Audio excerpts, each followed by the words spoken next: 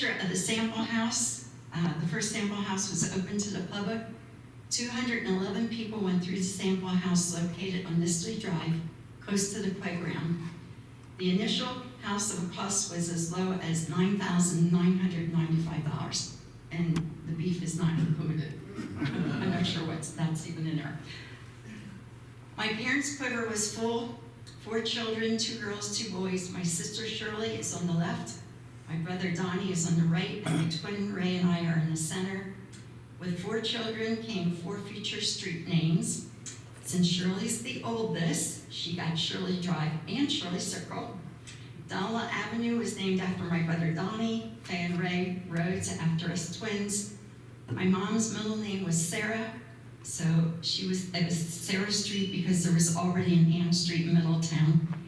And then James was named after my dad. My dad's real name is actually Donald David. His brothers started calling him Jim when his mother died. He was 4 years old at the time. So half people knew him as Jim, half people knew him as Donald. This picture is taken in our farmhouse, which is now our living room. I can tell you, I changed the decor somewhat.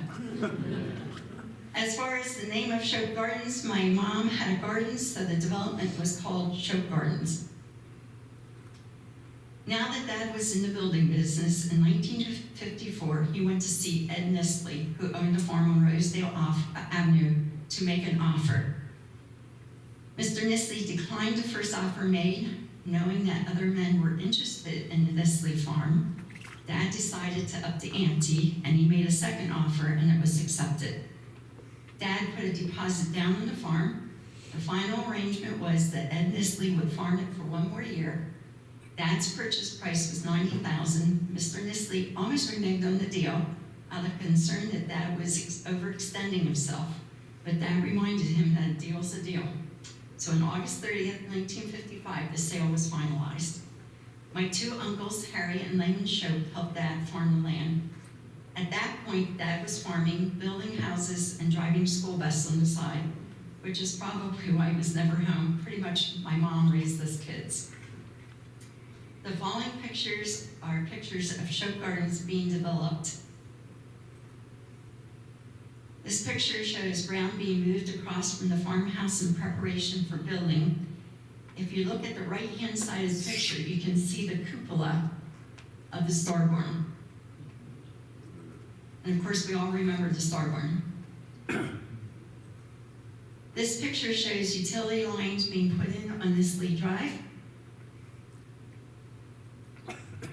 This picture shows Nisley Drive being widened and houses already built on the left-hand side heading towards the playground. This is another picture of the sample house located on Nisley Drive close to the playground. This picture shows the back of the houses on Nisley Drive and what would eventually become Donald Avenue, which is the other main thoroughfare through Shope Gardens. By March 1955, Shope Gardens had taken off. 52 houses had been sold. They were building 10 houses at a time, but had reached as many as 25 houses under construction at one time. They had laid out a number of building lots and had approval by the state to put in the septic systems. This picture is of my brother Donnie and some of his friends playing at the intersection of Nisley Drive and Burd Road. And it's very faint, but there are actually some houses there. In July of 1955, Middletown celebrated their 200th bicentennial. A book was published commemorating the bicentennial. Dolphin Homes Incorporated put an ad in the book advertising Shope Gardens. The price increased to $11,200. The biggest year for Dolphin Homes was 1956. They had 50 men working for the company at that point. This is Nisley Drive in February of 1957. This is the corner of Nisley Drive and Burd. Actually, it's catty corner, our farmhouse. And I'm just reminded how much mud there was when it rained and there's no streets paved.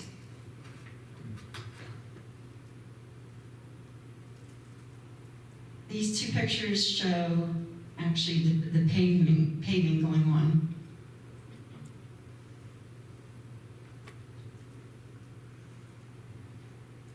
This is an aerial view of the Turnpike part of Nisley Drive, Donald Avenue, Shirley Drive, and Circle and Sarah Street.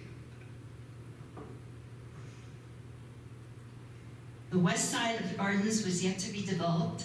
Houses in this area would be started primarily to the early 1960s.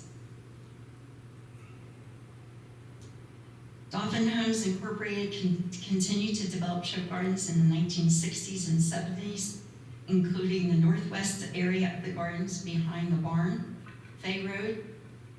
They finished up Nisley Drive, heading down towards Spring Garden. The next several pictures are going to be of my dad taking down the barn, which was a complete eyesore in the gardens. In April 1979, Dad took down the barn. His method of demolition was his bulldozer, tugging at the base of the barn until it finally collapsed. I remember back then that there was talk about putting in a mini market in that area. Thank goodness they did not do that. If you live on Nisley Drive or Donald, you understand how noisy it can be with, well, it doesn't matter what time of the day or night it is, with stereos. I can just imagine cars idling in a parking lot at a mini mart. That would be totally annoying. This brings me to the third segment. We'll finish up the barn here. And there it's completely down. This brings me to that third segment. At this time, my parents did not realize that they had bought a historical home known as Tinian Manor. As Dad started his renovation project to make the house into a livable 1950s-style home for his family of 6, he began tearing out corner cupboards and other things that I would love to have, but he considered basically trash and junk. While in the process of doing this, 2 ladies showed up at their door one day, questioning my parents if this house was Tinian Manor. My parents were completely unaware of this assertion, but the ladies were pretty sure of it. So after some research of their own at the courthouse, my parents realized that indeed they had bought this house known as Tinian Manor, built by Colonel James Burd. At that point, some of the items that Dad had removed from the house, some corner cupboards, etc., were taken to a museum in Philadelphia. Eventually, Dad completed his remodeling, and early in 1957, we moved into the farmhouse on Rosedale. While Dad continued in the building business, a local farmer, Sam Dummy, and I understand some Sam Dummy Jr.'s here, rented the land around the farmhouse, and he grew crops. I told this story last time, that when Sam was done corn picking the corn, my dad would say, you kids need to learn how to work, so he would send us out into the fields to pick up whatever corn Sam missed so we could sell it, except it was November, it was freezing cold out. Could see no good reason for doing this, but anyway, it did teach us how to work. Over time, Dad began to develop this farm also. Sometime during the 1970s, Dolphin Homes Incorporated had quit building in Shope Gardens, and Dad formed his own company called Shope Gardens Construction. Shope Gardens Construction built the last 4 houses in Shope Gardens, and they are the 2-story houses that were the barn used to be, also right next to us. And they also built a number of houses on Delmont Avenue, Lumber Street, off of Lumber Street, and also Mountain View. In this picture, Highspire is in, let me show you this. This picture here, Highspire is in the very bottom. And then you see the open field where Rosedale, sorry, lost my train of thought, Rosedale Complex is. Then that line right in the center is Rosedale Avenue. That's the field behind the farmhouse. And then Shope Gardens is that area behind, and the Star Barn is still there behind that circle of houses. Dad continued to work hard installing pipe and utilities and getting roads ready for the development. I remember seeing him with his truck out in the driveway, oftentimes with a pipe. He really was a hands-on person.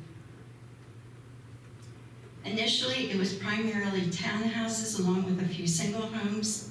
First built in the field down where Market Street Extended is located, starting in the late 1960s. Then over the next couple of decades, beside townhouses, single houses as well as duplexes were built.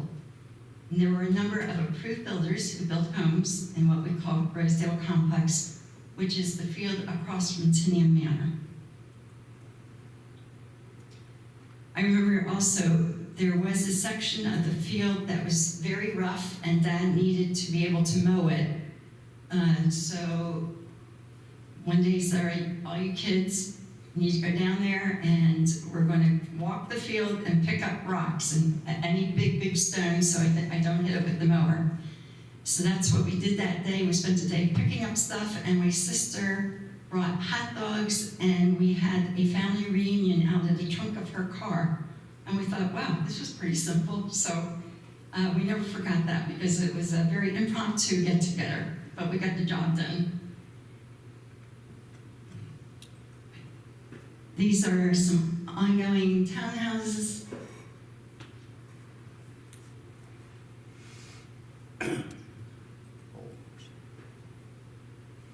This is a mountain view.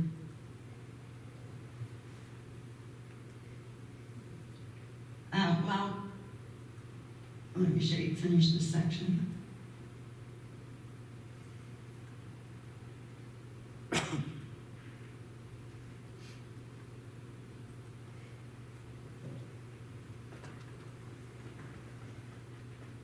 While Rosedale Complex was being developed, Dad and Mom decided in 1976 to remove the 20th century masonry that covered the original stone.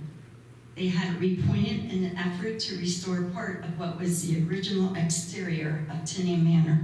A former owner had put the fake block veneer over the limestone. A porch was extended from the roof line and pillars were placed as an architectural addition.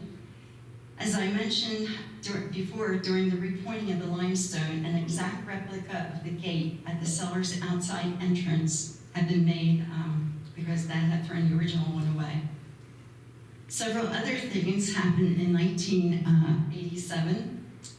On June 20th, 1987, the barn was taken down by my dad and my husband, Paul. And this was the barn pretty close to where Edinburgh Road is now.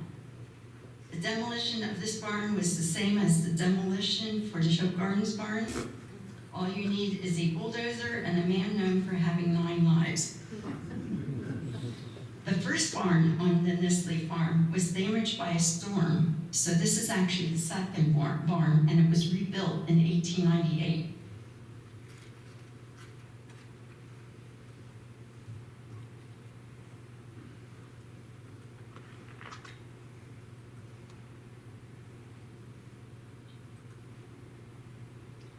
In July of 1987, city sewage was put in on Rosedale Avenue.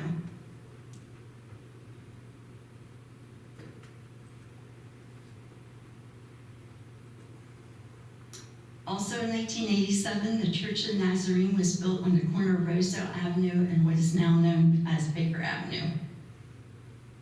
And this is the church cleanup.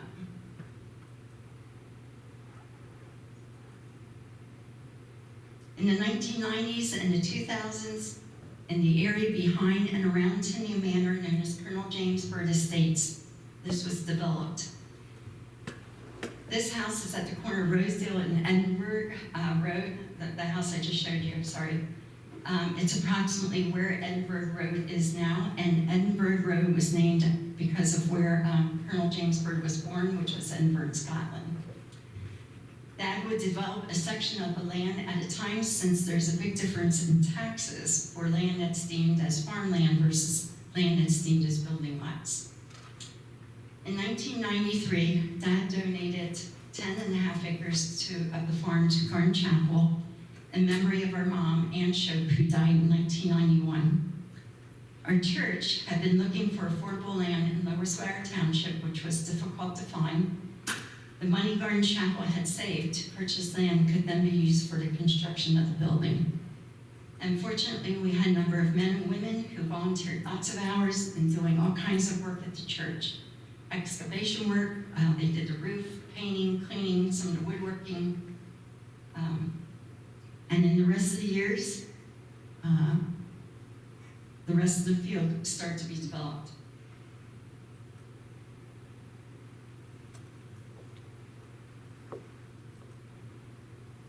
Did I just do some? Nancy? I think I pushed the wrong button.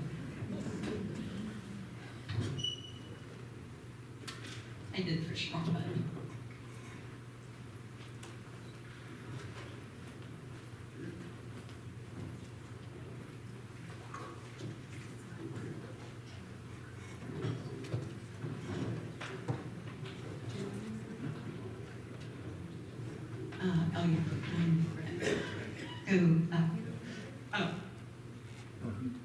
No. Yeah. I want it now. Well, Backwards. there. I'm good.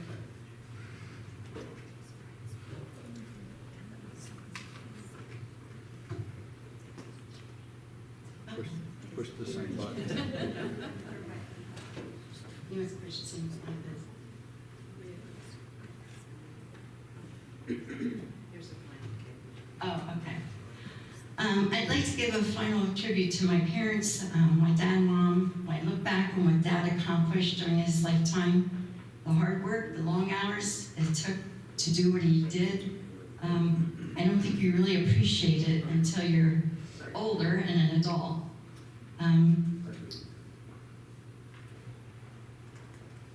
These pictures show determination. This is my dad. I always say this looks like the Grapes of Wrath, that movie. This is my dad and my sister at the farmhouse in Shope Gardens. These pictures show determination in fulfilling a dream, whether it was as a farmer initially or when he changed course and became a real estate developer. And that's our farmhouse, by the way. No matter how busy it was, when it came to Sundays, it was considered the Lord's Day. We went to church and we spent the day relaxing. Sometimes we went on Sunday afternoon drives or just to see scenery or to go visit people. But my dad could not have accomplished what he did if it wasn't for my mom's support and taking care of us kids at home. This is a picture of Ray and me at the side of the farmhouse. My mom used to say, your dad made money and I saved it. They were definitely both Pennsylvania Dutch for sure. Dad, along with about 6 or 7 other men, started what was initially called Linden Valley Brethren Home, which now is known as Londonderry Village, also one of Dad's great accomplishments. He served on their board for years. He also drove the bus and the people mover for the home until we felt he was getting way too old for that responsibility. Actually, he was way too old, even beyond. My mother was part of the band called Round Peg and the Squares, playing at various venues, particularly nursing homes. Mom was also involved in the Lower Swatara Kitchen Band. The next 3 pictures are of our house in Shope Gardens from the days of long ago to today. That's the back, the way it was and the way it is now. The side, and here's the front. And I want to pay a final tribute to Colonel James Burd for his contribution to our great country, and also his wife Sarah, who made it possible for him to lead for long periods of time while he was involved in serving what would become the United States of America. And I leave you with pictures of Tinian Manor from when it was first built to the way it looks now.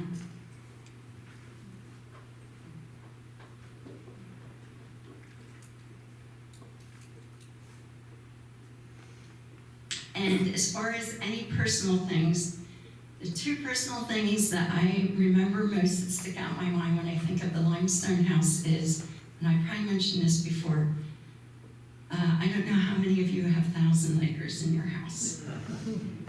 Those things grossed me out. So you would be sitting there watching TV, it would be dark except for the shadow of the TV, and you would see 1,000-legger run across the wall. Or Mom would say, go down the cellar and get a jar of peaches. That meant I was going to go very slowly because there surely was going to be one on the wall as you're going down the steps and you didn't want to move. That was one thing I will never forget at 1,000-leggers. The other memory I have of Tinian Manor is we had 5 bedrooms. Of all the bedrooms, my mom gave me the one with the attic door. So when you're a little kid, your memory runs wild. So I would not go to sleep at night without the light on. Mom would come back, Faye, turn off your light. So I would turn it off until she went back down the hallway, and I'd turn it right back on again. I would always have these same stupid nightmares that somebody was coming down the attic steps. Of course, I kept the door locked, but that didn't help any. That dream stuck with me until I was in my 40s, and the thing that turned it around, I would have that recurring dream. Paul got to the point where he just ignored me because, oh, there she goes again, having one of those crazy nightmares. The thing that turned it around, believe it or not, is the farmhouse that we live in now has 2 sets of stairs. So when we took the whole house, when Paul became a pastor, we took the whole house because we used to rent part of it out as an apartment. We took the whole house, we made the other bedroom in that apartment our main bedroom, and that had a set of stairs. So instead of somebody coming down the stairs, somebody was coming up the stairs. Same dream, just different direction. The thing that changed that is, after a number of years, I said to Paul, we have drop ceilings in our house. I said, I want a very nice drop ceiling. I don't want the junk one. All right, I'll put a nice drop ceiling in, but I'm not going to deal with the drop ceiling that's in the staircase going down those stair steps. It has that curve in it. It's a pain in the neck to deal with. So I'm going to put a wall there and a door, and that will shut off the staircase from our bedroom. And that is when my dream stopped. So my husband always said in counseling, if you were traumatized as a child and you don't deal with it, it will follow you into adulthood. And it did until I was like 40-some years old. So I'm finished.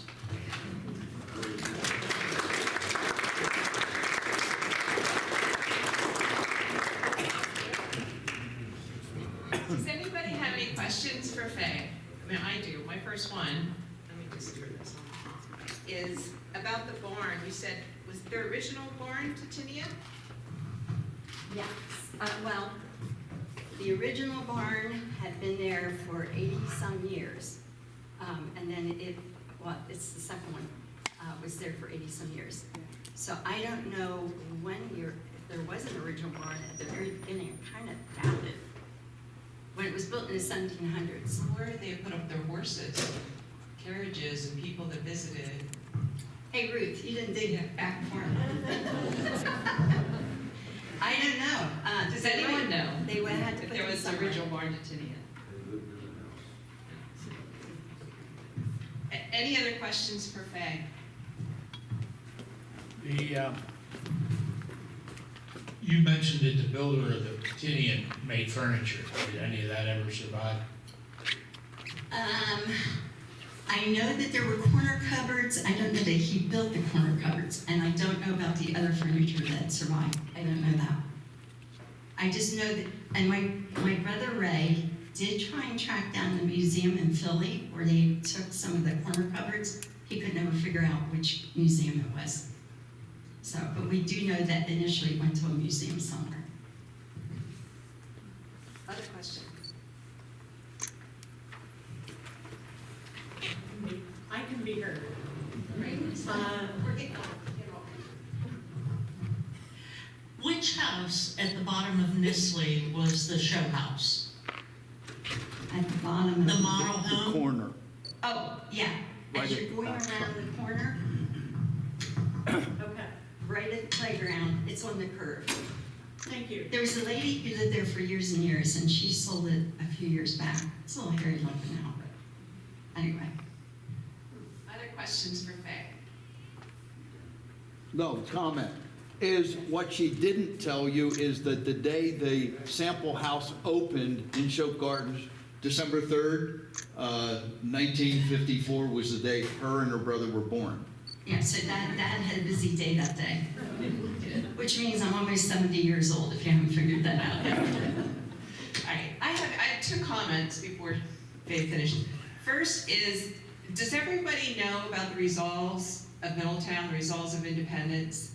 I mean, this is like a big deal. These guys got together at a time where Britain was our ruler, basically. We were in the colonies, and they wrote 5 resolves. And these resolves later on became part of the Declaration of Independence. I read a book from Pauline Maier called The American Scripture, Making the Declaration of Independence. And when Thomas Jefferson and others were looking to write it, they pulled it from all these small communities, what they had written. So we actually started part of the Declaration of Independence here in Lower Swatara Township. Now I have a question for everyone in the audience. Does anyone know the South Pacific island of Tinian, what else it's famous for? South Pacific. It's, Wait, you can say it, Bill. Come on. Atom bomb, the B-20 islands, in World War II. Tinian, the island in the Pacific, is where probably most famous for the atom bomb and where B-29s were based on the way to Japan. Yes, we dropped the atom bomb on Hiroshima and Nagasaki. And does anybody know the ship that took the parts to Tinian? You do. I know you do. The USS Indianapolis. And does anybody know the captain from the USS Indianapolis? Do you know where he was born? Ephrata, Pennsylvania. So things just connect and connect. You know, we're part of history. Any other questions? Anybody that wants to take pie home, you may. Don't feel guilty, because I'm not taking it home. So please, take whatever you want, and please help me thank Faye for a wonderful second presentation. And there's 2 things I would point out that I brought.